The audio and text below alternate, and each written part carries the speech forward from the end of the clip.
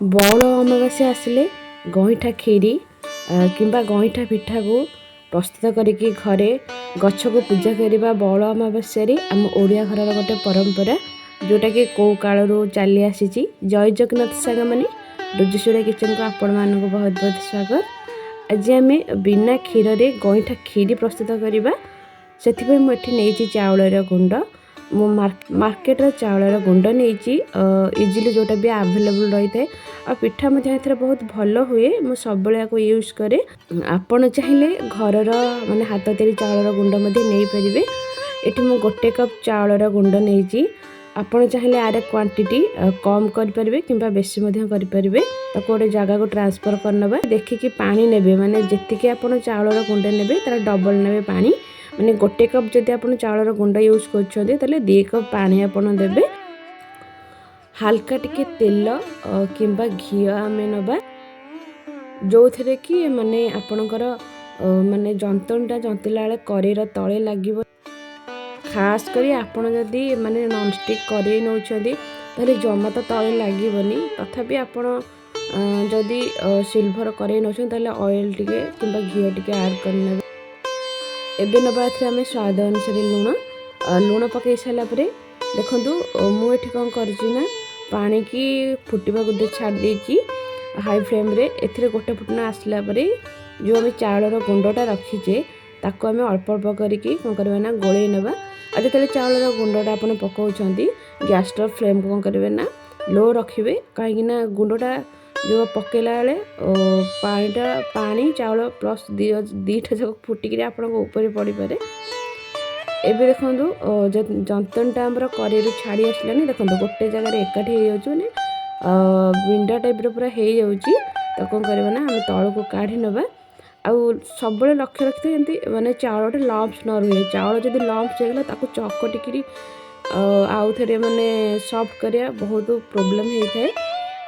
आपको आम टिके हल्का ठंडा हाँ दबा। ये ठंडा हवा भितर ये देखो मुझे गोटे कड़े नहीं गोटे चमच देसी घीटा टे गरम है आम कि काजू किशमिश के भाजी नवा। जेहेतु आम गईठा खीरी आम प्रस्तुत करुचे खीरी तो काजू किशमिश न पड़े तार टेस्ट आसबनी। आपको भाजिकी गोटे प्लेट को काढ़ नवा। आउ जो घी बड़ी आम गोटे क्यारामेल सिरप बनवा। क्यारामेल सिरप बनवाई ये मुझे हाफ कप चीनी क्वांटिटी आपण हिसाब से आप कम कि बेसी करें। ये टिके मेल्ट है आम देवा पानी पानी ये 2 कप पखापाखि पानी 2 कप 2.5 कप पखापाखि पानी ये आड कर ऐड कर सारापर एवं कौन करवा ना गैस फ्लेम को लो रखा। लो रखिक दबा अमूल जो कप्रे चीनी नहीं से कप्रे अमूल ऐड कर चाहिए अलग गोटे जगार अमूल गोलिक दे पारे। आउ जिते भी अमूल दौरान पानीटा पूरा गरम करेंगे हल्का टिके गरम करेंगे हल्का गरम करके अमूल ऐड करेंगे ताहले अमूलटा जमा भी बिंडा मैंने जब अधिक गरम हो अमूलटा बिंडा हो। एबे देखो मो अमूलटा को गोलैकरी आपको मु 5 मिनट छाड़ी देजी फुटाई से भितर आम जो माने जंतनी रखी थे आम चकटी नवा। जंतनटा पूरा ठंडा हाँ देवेनि हल्का उषुम था चकटे कहीं जदि जंतनटा ठंडा हो चाउल गुंडा सब पानी टाण नहीं पूरा हार्ड हो। एबे देखो मुझे गोटे छोट छोट गुड़ा कर आपण चाहिए माने बड़ साइज करें कि जो गईठा खीरी कर छोट छोट साइज जब आप बॉल बनइबे गुड़ा बनइबे सेटा इजिली ता भीतर को क्षीरटा पशि पार से पूरा छोट छोट साइज माने गुड़ा बनाऊँगी। एक्चुअली गईठा पिठार सेपटा फ्लैट रुए आप गोल कर पसंद अनुसार आप जो सेप दे पारे बड़ साइज करें। कि जो गईठा खीरी कर छोट छोट साइज जब आप बॉल बनइबे गुड़ा बनइबे सेटा इजिली ता भीतर को क्षीरटा पशि पार से पूरा छोट छोट साइज माने गुड़ा बनाऊँगी। हेले भी से कौन हुए ना से बॉलटा आप जो साइज करते टिके अधिक फुली जाइए से फुटिला सब जाक मुझे टाइप बनईदेली।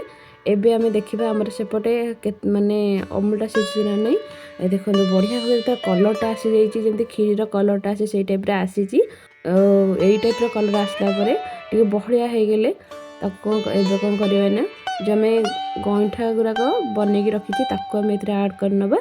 आपको आड करके एथे दबा गुजराती गुंड एठी मु 4टी गुजराती की छेचिकी नेची स्वाद अनुसार लुण ऐड करवा लुण ऐड करके आपको आउ 5 मिनिट छाड़देवा फुटिया 5 मिनिट पर एथिरे काजू किशमिश ऐड करवा देखो रेडी हो गला आपनकर गईठा खीरी रहुजी फोन देखा नेक्स्ट वीडियो रे बाय।